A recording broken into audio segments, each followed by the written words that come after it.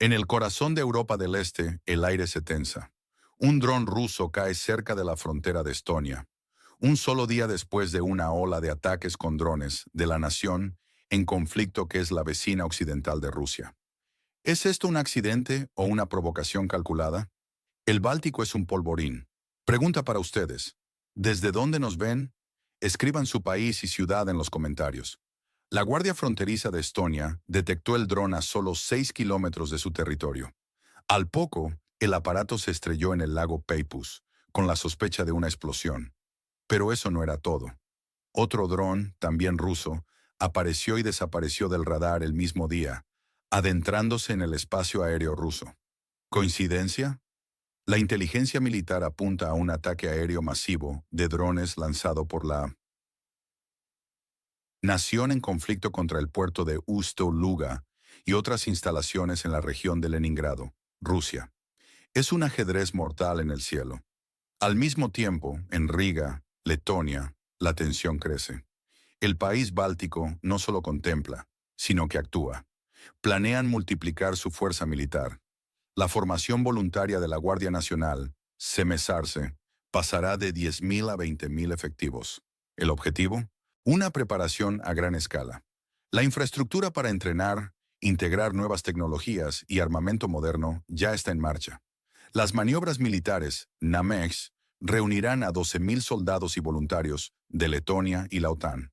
Cubrirán todo el país, simulando escenarios de ataque convencional con fuerzas regulares e internacionales. Una movilización sin precedentes.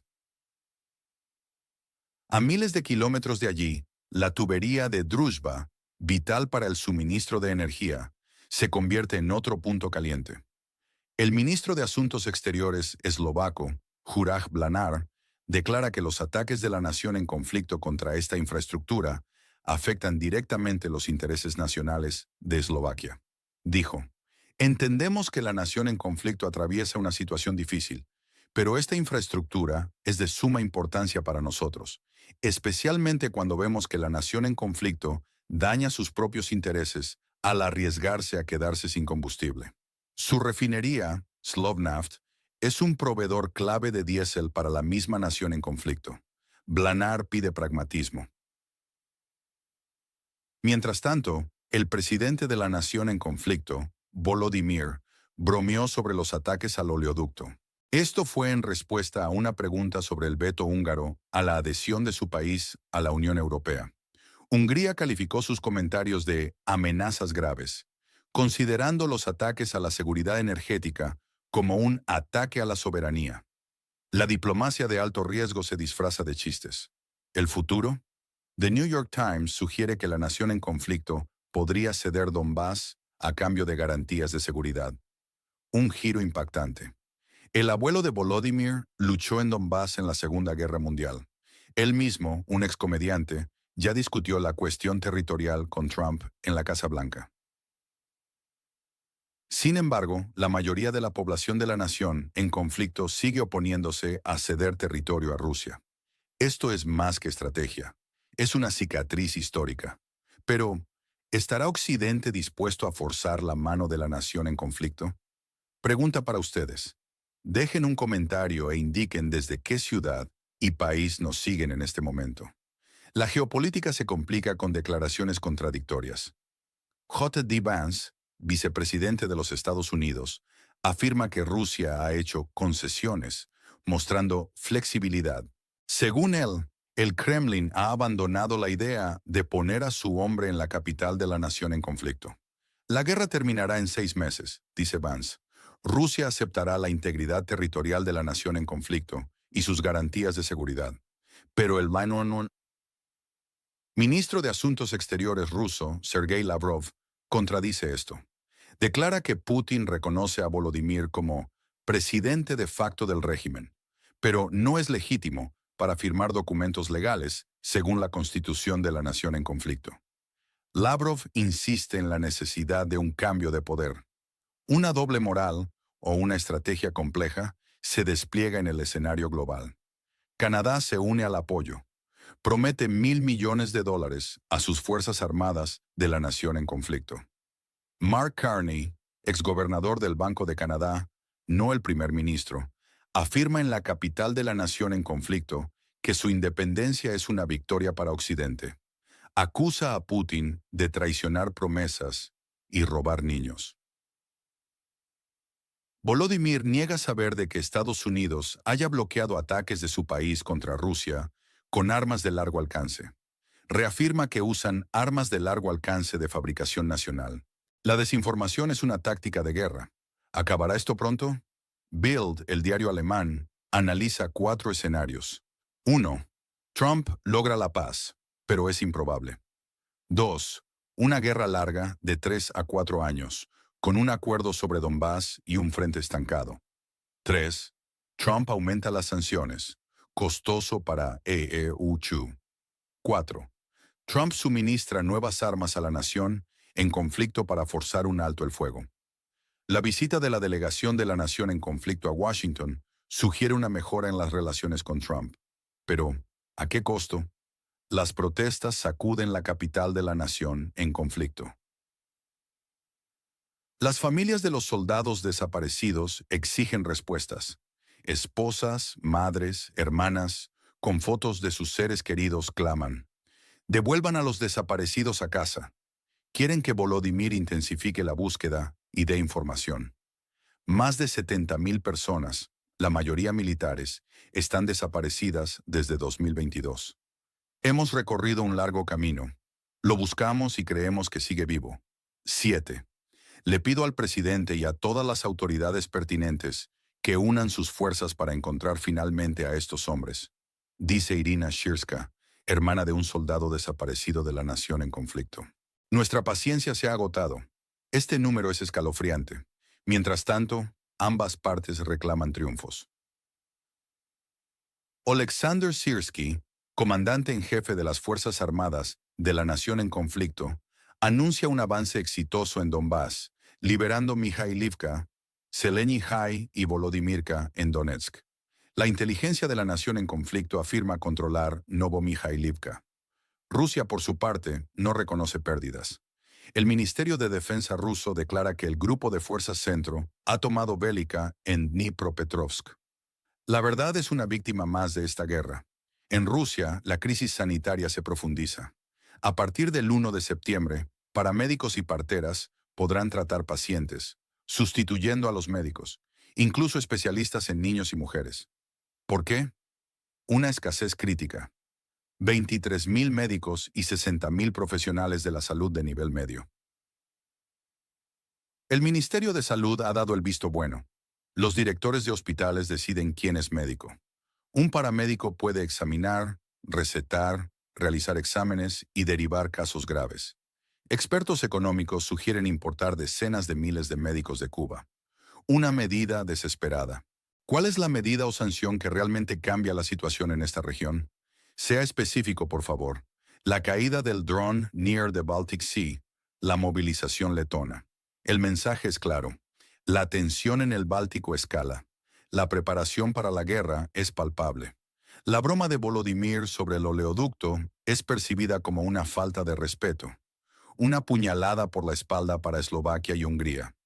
Destaca la frivolidad con la que se manejan temas vitales. La referencia al abuelo de Volodymyr, que luchó. En Donbass, durante la Segunda Guerra Mundial, añade una dimensión personal y dolorosa a la lucha. La integridad territorial es una herencia. La descripción de un mapa en la oficina oval de Trump como algo personal para Volodymyr insinúa una conexión profunda con la tierra. Las declaraciones de Vance sobre Trump, que ya terminó 6 guerras en el mundo y busca acabar la 7ª, lo pintan como un pacificador en un mundo caótico. Pero, ¿es la paz una opción real o solo una retórica electoral? La insistencia de Lavrov de que Volodymyr no es legítimo para firmar documentos legales, según la Constitución de la nación en conflicto, es una maniobra legal para deslegitimar cualquier acuerdo. Las protestas de las familias de los desaparecidos, con sus pancartas y clamores, son un grito desgarrador. Una imagen poderosa de madres y esposas buscando a sus hijos y maridos, cuestionando el liderazgo. En Rusia, la decisión de la sanidad es un signo alarmante de colapso del sistema. ¿Realmente la vida de los ciudadanos queda a merced de personal no calificado? Este es el precio brutal de la guerra. Piensen, ¿quién se beneficia realmente de este conflicto y quién paga el precio más alto? Déjenos su opinión en los comentarios. Una información detrás de escena, según el New York Times, es que la nación en conflicto podría ceder Donbass a cambio de garantías. Esto sugiere negociaciones secretas. Un asesor de Volodymyr afirma que Trump entendió mejor su posición después de la visita a Washington. ¿Hubo promesas ocultas? Rumores circulan. UU habría bloqueado discretamente ataques de la nación en conflicto contra Rusia con armas de largo alcance. Si fuera cierto, sería una traición o un control encubierto sobre la guerra. La broma de Volodymyr sobre el oleoducto se rumorea que llegó a Budapest. ¿Fue una ofensa intencional o una señal de desprecio por las consecuencias? ¿Y la crisis de médicos en Rusia es un experimento o el colapso de un sistema? ¿Quién de ustedes es asesor del presidente? ¿Qué medida tomaría en los próximos 90 días para cambiar la situación? Un solo paso. Los motivos de las partes son complejos. El Kremlin, al conceder la idea de su hombre en la capital de la nación en conflicto, podría estar ganando tiempo o simplemente agotando recursos. La deslegitimación de Volodymyr busca debilitar su posición negociadora. Volodymyr, ante la encrucijada de Donbass, enfrenta la presión interna y las demandas internacionales. Su chiste puede ser una muestra de fuerza o frustración. U. Al hablar de concesiones rusas, busca calmar a su opinión pública o preparar un acuerdo que beneficie sus intereses. Letonia, con su preparación militar, disuade a Moscú y refuerza su compromiso con la OTAN. Eslovaquia y Hungría defienden sus intereses energéticos, quizá presionando a la nación en conflicto o reafirmando su independencia. La historia se repite. El abuelo de Volodymyr luchó en Donbass en la Segunda Guerra Mundial. La región siempre ha sido un punto de conflicto. Los acuerdos de Minsk, incumplidos, son un recordatorio constante de la falta de confianza. La anexión de Crimea en 2014, un precedente doloroso. La crisis energética en Europa es el telón de fondo para el oleoducto Druzhba. La caída de la Unión Soviética moldeó la independencia de los países bálticos. Desean defenderse de cualquier influencia rusa. La escalada ocurre día a día. Los ataques de la nación en conflicto contra instalaciones rusas continúan, mostrándose en el caso del dron cerca de Estonia. La visita de la delegación de la nación en conflicto a Washington revela esfuerzos constantes por asegurar apoyo. Las declaraciones de Lavrov sobre la ilegitimidad de Volodymyr no son nuevas. Reflejan la vieja táctica de Moscú. La escasez de médicos en Rusia es una crisis que lleva meses, con ideas de importar médicos de Cuba. Todo esto es parte de una guerra híbrida, donde lo militar, económico y la información se mezclan. Es una reconfiguración del orden mundial. Conflictos que tocan la vida diaria. La falta de médicos en Rusia, los soldados desaparecidos en la nación en conflicto, el desarrollo de armas nacionales en la nación en conflicto, cambia la ecuación del apoyo internacional. Los medios juegan su papel, distorsionando relatos. ¿Qué evento no cubierto por los medios tradicionales en esta región creen ustedes que es el más importante y por qué? Den un ejemplo. Los riesgos políticos son enormes. División interna en la nación en conflicto si se ceden territorios. Fracturas en la UE y la OTAN por intereses energéticos. Deterioro de relaciones entre la nación en conflicto y sus aliados. Militarmente, escalada fronteriza entre Rusia y Estonia. Tensión en el Báltico por el rearme de Letonia. Un agotamiento a largo plazo de recursos humanos y materiales. Económicamente, interrupción en el suministro de petróleo por el oleoducto Druzhba, afectando a Eslovaquia y Hungría. Degradación del sistema de salud ruso. Socialmente, desesperación de las familias de desaparecidos en la nación en conflicto. Deterioro del sistema sanitario en Rusia, minando la confianza pública. Hay 4 escenarios posibles. El mejor, la paz inminente. Trump logra un acuerdo. La nación en conflicto cede Donbass por garantías. El conflicto termina en 6 meses. Rusia reconoce la integridad territorial restante. El peor, escalada total. Más ataques. Una respuesta rusa a gran escala. La OTAN interviene directamente, llevando a un conflicto mayor. La guerra continúa con enormes pérdidas. El probable, un estancamiento con altibajos. La guerra sigue intermitente, con control parcial de territorios. Presiones económicas y protestas internas aumentan, sin solución a la vista. El inesperado, revolución interna. Protestas en la nación en conflicto o Rusia por el costo de la guerra, llevando a un cambio de liderazgo. Un desenlace impredecible. Ganadores y perdedores. Posibles ganadores a corto plazo. Países que aseguran energía. Eslovaquia, Hungría. Vendedores de armas. Trump si se adjudica el fin de la guerra. Letonia si tiene éxito en su defensa. Perdedores. El pueblo de la nación en conflicto. Pérdidas humanas, destrucción, presión para ceder territorio. El pueblo ruso. Agotamiento económico, servicios sociales pobres, aislamiento. Países de Europa del Este que dependen de la energía rusa. El gran perdedor, la ley internacional y el orden mundial. El tono de nuestro relato es una mezcla de tensión por los drones, indignación por Hungría, desesperación por las familias de los desaparecidos y angustia por la crisis sanitaria. Hay incertidumbre. ¿Se acaba el conflicto? ¿Qué camino elegirá la nación en conflicto? Hay manipulación, preguntas retóricas en titulares, palabras como terrible, escándalo, cachetada, historias individuales para generar empatía, contradicciones del adversario, el fracaso del otro lado, imágenes, Putin como traidor, ladrón de niños, Volodymyr como temerario, bajo presión, ignora el sufrimiento, los soldados desaparecidos, víctimas ignoradas. Trump, el pacificador. El drama es real. Pregunta para ustedes. ¿Dónde traza la línea roja entre Occidente y Rusia? Su opinión es valiosa. Hay números que impactan. El dron ruso a 6 kilómetros de Estonia. Latvia doblando su milicia de 2.000 a 4.000 miembros. 12.000 tropas en las maniobras NAMEGS. 3 o 4 años de guerra en el pronóstico. $1.000 millones en apoyo de Canadá.